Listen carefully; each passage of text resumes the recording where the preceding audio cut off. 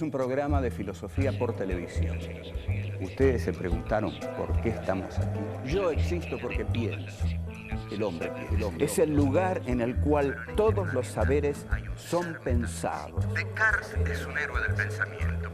Es difícil enfrentar las grandes cuestiones. Es un libro de Jean-Paul Sartre, Crítica de la razón de Hegel. Esta es la historia de la filosofía de Hegel. Eterno. La filosofía es la totalidad de lo real, porque piensa. La totalidad de lo real. Encuentro 11. Nietzsche. Vida y voluntad de poder. ¿Cuál es el punto de partida que propone Nietzsche? ¿Cuál es el origen de los valores? ¿Quién ha creado lo bueno? ¿Qué relación existe entre el pensamiento de Nietzsche y la tardía unificación de Alemania?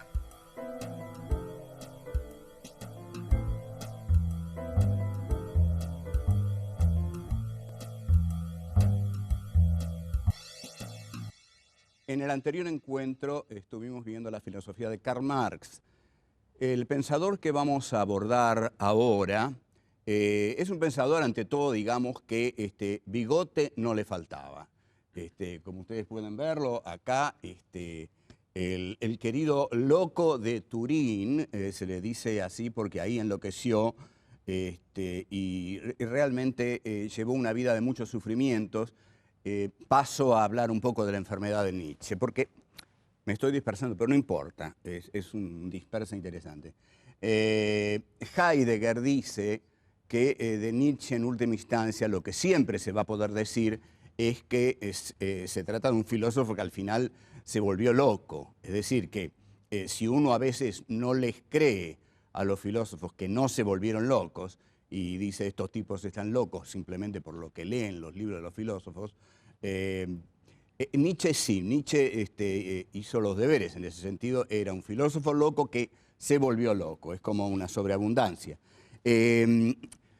Parece que se trató de una especie de sífilis mal curada, esto no está claro. Karl Jaspers, que era médico, que escribió un notable libro sobre Nietzsche, investigó mucho su enfermedad y no llegó a esa conclusión tan contundente que se tratara de una sífilis mal curada. Bueno, sea sífilis mal curada o no, el caso es que a partir de 1889, 1890, Nietzsche entra ya en un cono de sombra del que no habrá de salir. Lo encuentran tocando el piano como un loco, él tocaba el piano, pretendía componer, cosa que hizo, pero insuficientemente, sobre todo al lado de Wagner, al cual él en un momento admiró mucho, y está 10 años loco hasta que muere en 1900. Nace en 1844, que es exactamente en la época en que Marx escribe sus manuscritos económico-filosóficos, y muere en 1900. Durante esos años dejó una marca indeleble y justamente se une a Marx en una actitud acerca de partir de una base que podríamos llamar material.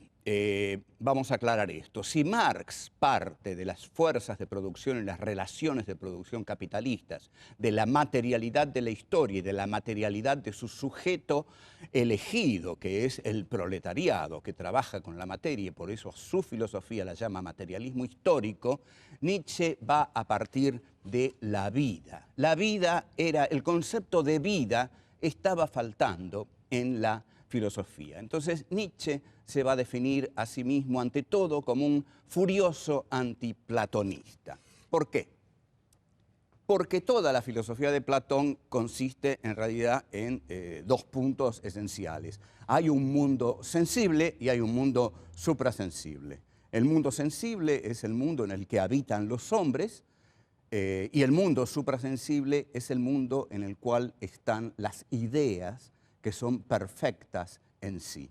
Las ideas fundamentales del mundo platónico son las ideas de la verdad, lo bello y lo bueno. Pero están en el mundo suprasensible. Ese es el mundo en el cual Platón instaura sus valores. Los valores platónicos son el bien, lo bello y la verdad. Están en el mundo suprasensible. En el mundo sensible está lo que se da en el modo de la devaluación, digamos, de la imperfección, no de la perfección eidética de lo bueno, lo bello y la verdad. Lo que va a hacer Nietzsche es justamente una transvaloración de los valores, una transmutación de los valores. Va a decir no, no, no.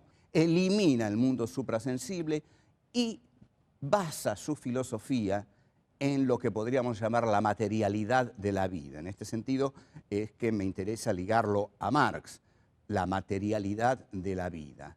La vida es el concepto esencial en la filosofía de Nietzsche. Pero la vida en Nietzsche tiene sus características, que son las siguientes. La vida es devenir. La vida deviene porque la voluntad de poder es el eje dinámico de la vida. Al ser la voluntad de poder el eje dinámico de la vida deviene. Este devenir de la vida es el devenir de la voluntad de poder. ¿A dónde apunta la voluntad de poder? La voluntad de poder apunta a encarnarse en un tipo especial de hombre que Nietzsche va a describir minuciosa y obsesivamente. Un tipo especial de hombre al que Nietzsche llama el transhombre o el suprahombre o el superhombre. La palabra alemana es Übermensch y es aquel punto al que Nietzsche aspira a llegar. De este modo, Nietzsche va a definir al hombre como una cuerda tendida entre la bestia y el superhombre. Y bajo esa cuerda lo que hay es un abismo. O sea, el hombre está en medio del superhombre y de la bestia. El hombre es un camino, un devenir hacia aquello que el hombre debe ser. Lo que el hombre debe ser es el superhombre, el Übermensch. O sea, esa cuerda tendida va de la bestia al superhombre, el hombre está en el medio y abajo un abismo. Bien, yo voy a tomar uno de los textos de Nietzsche más duros. Es decir, acá no nos vamos a andar con vueltas y vamos a tomar el más duro, el más despiadado, el más estremecedor. Es una palabra de Norberto Bobbio, que no es un brillante lector de Nietzsche, pero que no lo conoce mal y lo rechaza porque dice que hay muchos de sus textos que le resultan demasiado estremecedores. También se define a Nietzsche como alguien que piensa a martillazos, es decir, que piensa con ideas duras, frases duras, y esto es lo que Nietzsche llama pensar a martillazos. Vamos a ver en el comienzo del Anticristo, por ejemplo, cuando Nietzsche elige la guerra en lugar de la paz, cuando Nietzsche elige el odio en lugar del amor, y hasta cuando Nietzsche dice, no me importa que mueran los débiles, al contrario, hay que ayudarlos a morir. Texto que sí es estremecedor porque para muchos está ahí el germen de la eutanasia nacionalsocialista.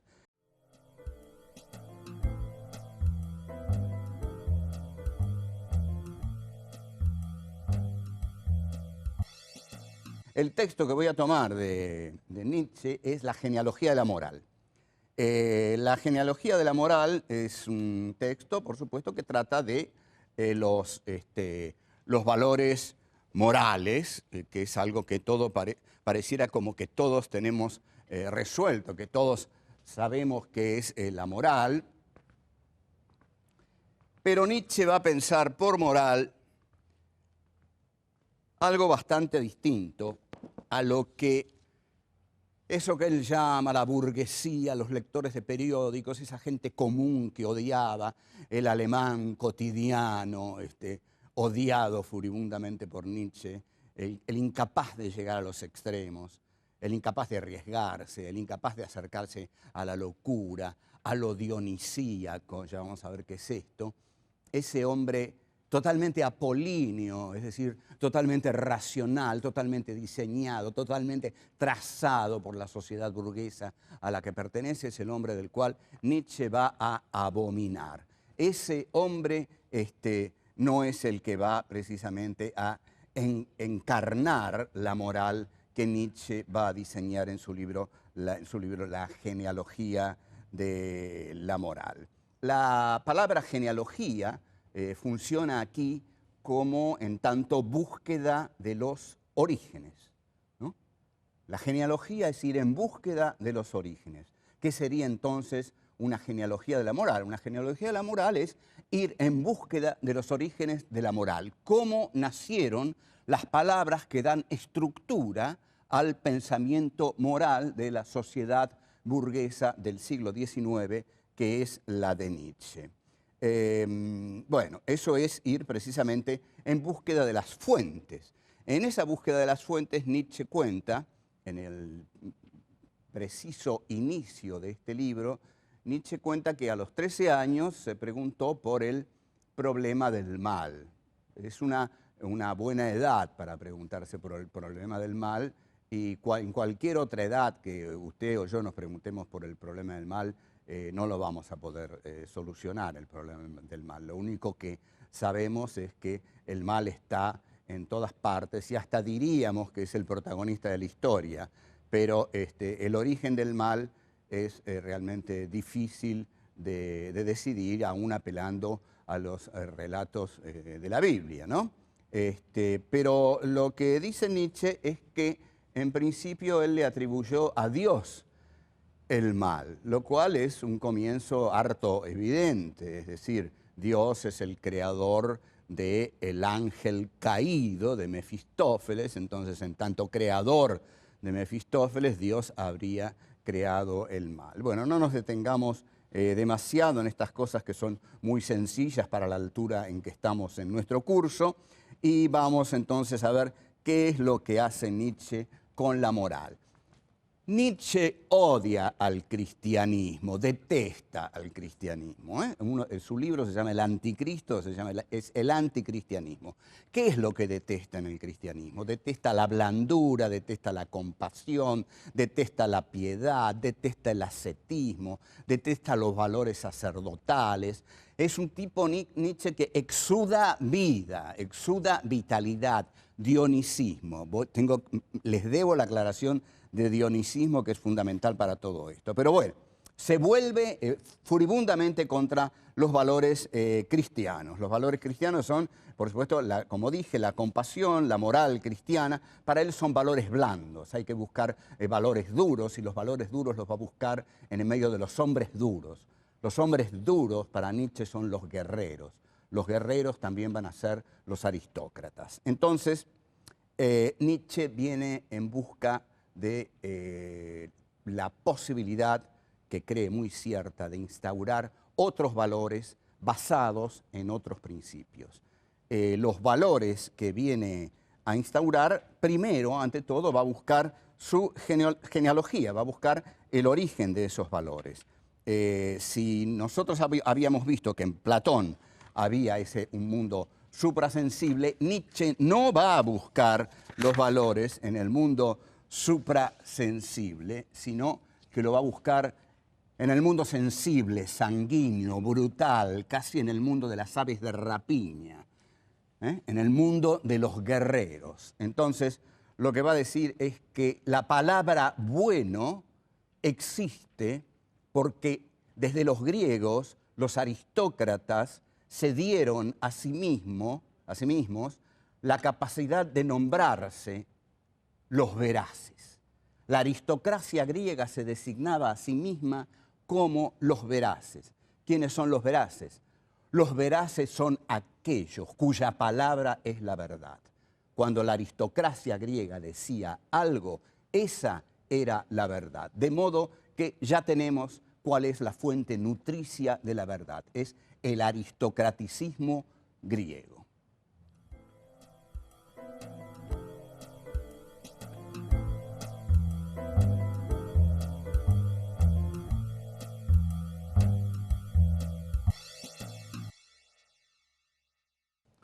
Este concepto de aristocracia que menciona Nietzsche hay que entenderlo cuidadosamente.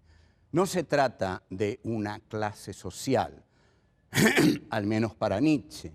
Para Nietzsche se trata de una clase espiritual o en todo caso de un elemento filosófico espiritual. La aristocracia, más que una clase social, es aquel estamento de la sociedad indudablemente alto, pero alto por su capacidad de espíritu, que es capaz de crear las verdades. Es decir, nosotros los veraces, quiere decir, nosotros somos los que creamos la verdad con nuestros conceptos. De esta aristocracia griega, Nietzsche se siente heredero, y a esta aristocracia griega es a la que se remite para pensar la genealogía de la moral. Hay un concepto muy interesante que introduce y muy claro, que es el de el patos de la distancia. Nosotros habíamos visto en Marx el patos de la indignación. Son dos patos totalmente distintos. Si Marx exigía la pasión de la indignación, si Marx exigía que nos indignáramos ante la injusticia, lo que Nietzsche pide de sus aristócratas es que se indignen en tanto desdén de lo bajo, de lo vulgar, de lo plebeyo, ¿no? El patos de la distancia es esa distancia que la aristocracia pone entre ella y lo plebeyo, entre ella y lo vulgar, entre ella que es capaz de dar nombre a las cosas por el solo hecho de nombrarlas, de crear las verdades por el solo hecho de enunciarlas. Entonces, esta clase espiritual, filosófica y hasta ontológica, porque crea el ser, mantiene un patos de la distancia frente a la burguesía vulgar de los lectores de periódicos del siglo XIX que Nietzsche desdeñaba, y también contra los plebeyos, es decir, contra las clases proletarias, las clases pobres, a las que Nietzsche desdeñaba profundamente. Hay aquí el sentimiento de una clase superior que tiene el derecho de reinar sobre las clases inferiores. Tengamos en cuenta algo, aquí Nietzsche se ha alejado por completo de Dios. Nietzsche no está pensando en Dios, justamente tampoco menos está pensando en el Dios del cristianismo y menos todavía en Jesús. Los valores de la compasión, del amor al prójimo, los valores del autosacrificio, del ascetismo, son todos valores decaídos, los valores blandos del cristianismo que detesta Nietzsche. Sus valores van a ser los de la dureza, los de los guerreros, sus valores van a ser los de la guerra, justamente, y vamos a ver todavía valores más despiadados que va a reclamar Nietzsche. O sea que tenemos que lo bueno entonces surge de la aristocracia y la nobleza. Lo bueno es lo que dicen los aristócratas. Lo malo es lo que dicen los que no son aristócratas, tanto los torpes burgueses, los toscos burgueses, como el oscuro mundo del plebeyaje proletario. El origen del lenguaje también se lo atribuye Nietzsche a los aristócratas, porque dice que los aristócratas, en tanto nombran a las cosas, les están dando el nombre a las cosas. O sea que ubicaría en la aristocracia griega aún incluso el origen de ese lenguaje. Bueno, estas son las etimologías de las palabras bueno y malo para Nietzsche. Bueno es lo que dicen y hacen los aristócratas, es decir, aquellos en los cuales el espíritu se ha depositado, aquellos que representan los valores más altos del espíritu humano, pero estos valores no son esencias vaporosas, esa cosa que se entiende por el alma. No, estos valores son valores carnales, valores vitales, valores de la voluntad, valores de la vida, valores del devenir de la vida, valores de la conquista, valores de la guerra, valores del coraje, etcétera, etcétera.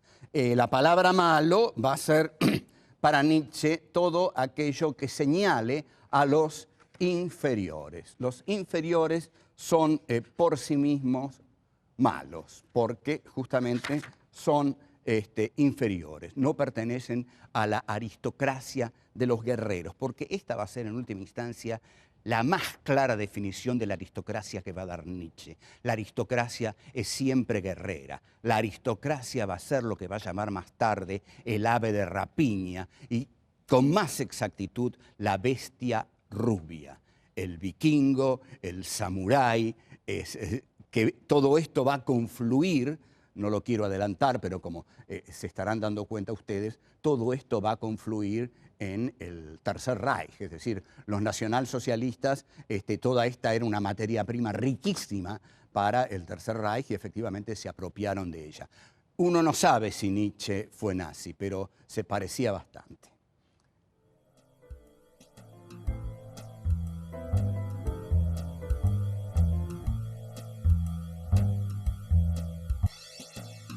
Si bien Nietzsche fue un pensador solitario, porque claro, el tipo que piensa estas cosas no está muy acompañado, porque si yo salgo a la mañana, digamos, voy a poner un ejemplo medio vulgar, digamos, de estas cosas, voy a hacer una especie de sanata sabateriana, digamos, como para que, yo qué sé, no critiquen mucho de que esto es abstruso y que no se entiende. Pero va, digamos, Nietzsche sale una mañana, se encuentra con un burgués leyendo el periódico y le dice, mire, usted es un burgués decadente, de una sociedad decadente, no tiene valores morales fuertes, usted no representa en nada el espíritu de los verdaderos guerreros que hicieron la grandeza de Alemania, y uno así no tiene muchos amigos. No, indudablemente va perdiendo un montón de amigos. Entonces, efectivamente, era un pensador solitario y hay algo muy conmovedor en Nietzsche. Era un pensador enfermo, era un hombre enfermo y era un hombre que tenía una relación, aunque esto no tiene por qué explicar su filosofía, pero tenía una relación muy conflictiva con su madre y otra todavía más conflictiva con Elisabeth Förster Nietzsche, que era su hermana, y que es la que va a dar forma final a la que se pretende sea la obra cumbre de Nietzsche, que es La voluntad de poder. Bueno, si bien Nietzsche era un hombre solitario, su pensamiento lo vamos a situar históricamente, porque Nietzsche, lo quiera o no cualquiera de los filósofos que nosotros hemos abordado en estos encuentros, todos ellos estaban en medio de una historia. Todos ellos habían nacido en medio de una coyuntura histórica que los había determinado. No que los había determinado en la modalidad del determinismo inapelable. No, todos fueron libres, pensaron libremente, superaron el entorno de su tiempo. Pero Nietzsche está en medio de una historia. La historia en la que surge Nietzsche es una historia muy compleja, que es la historia de la unidad alemana en el siglo XIX. Atención aquí, porque la tardía unidad de Alemania en el siglo XIX determina las dos guerras mundiales del siglo XX. Esto es gravísimo, entonces lo tenemos que entender bien. Alemania es una de las últimas naciones europeas que realiza su unidad. La realiza con el canciller de hierro, Bismarck, y con el Kaiser Guillermo. La consolida con la guerra franco-prusiana de 1871, donde Prusia gana la guerra y desde Prusia se gesta la unidad de Alemania. En esa guerra prusiana, Nietzsche fue como enfermero, actuó un tiempo solamente y lo mandaron a su casa, pero en una carta a un amigo militar, Nietzsche habló de la grandeza de Alemania, de la grandeza guerrera de Alemania en esa guerra contra Francia, y se mostró orgulloso de las hazañas guerreras del ejército alemán. Esto lo vamos a retomar y lo vamos a ver. ¿Qué importancia tiene? Pero por ahora estamos en esto. Alemania llega tarde a su unidad nacional. Entonces, yo digo, con cierta inocencia, aunque nada de lo que digo es inocente, todo está lleno de maldad, pero digo, el filósofo de la voluntad de poder no tendrá algo que ver con una nación que llega tardíamente a su unidad y que cuando llega a su unidad todos los territorios ya han sido conquistados por los otros imperialismos. Y llega a esa unidad y tiene que rediscutir la organización que tiene el mundo y que tiene que guerrear para ampliar su espacio vital. Entonces, esa nación no necesita una voluntad guerrera, esa nación no necesita una voluntad de poder, sí, la necesita y tiene a su filósofo, Friedrich Nietzsche, que va a ser el filósofo de la voluntad de poder. Entonces, yo diría y digo que Nietzsche es el filósofo de la unidad alemana a través del concepto de la voluntad de poder que esta unidad alemana tiene que instrumentar para rediscutir el reparto imperialista del mundo. Nietzsche se caracteriza entonces por pertenecer a esta Alemania que llega tarde a la repartición de un mundo en el cual digamos, una repartija que Alemania va a tener que discutir, ¿no? Y que va a discutir porque dice nosotros necesitamos más, porque nuestra voluntad de poder nos lo pide. Las diferencias con Marx, para mí, contrariamente a algunos otros teóricos que quieren acercar a Nietzsche a Marx, son decisivas. Nietzsche es un filósofo que odia al socialismo, pero ese proletariado en el que Marx cree ver por primera vez la dictadura del proletariado, al proletariado en armas, al proletariado luchando por su propia emancipación, para Nietzsche va a ser una rebelión de los esclavos, una rebelión de los plebeyos, una rebelión contra el orden natural que la burguesía debe tener, que Alemania debe tener y que la aristocracia debe cerrar, digamos. Ahora, este desacuerdo es muy profundo.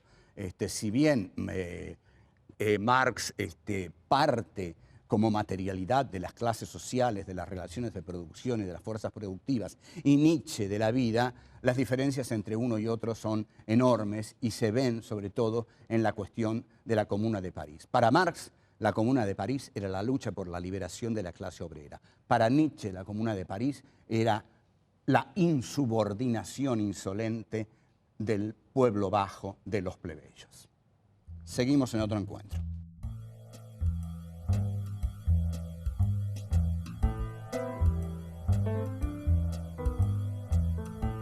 ¿Qué importa nuestra guerra ante la enormidad del peligro rojo? El pathos de la distancia es esa distancia que la aristocracia pone entre ella y lo plebeyo, entre ella y lo vulgar. Nosotros somos los que creamos la verdad con nuestros conceptos.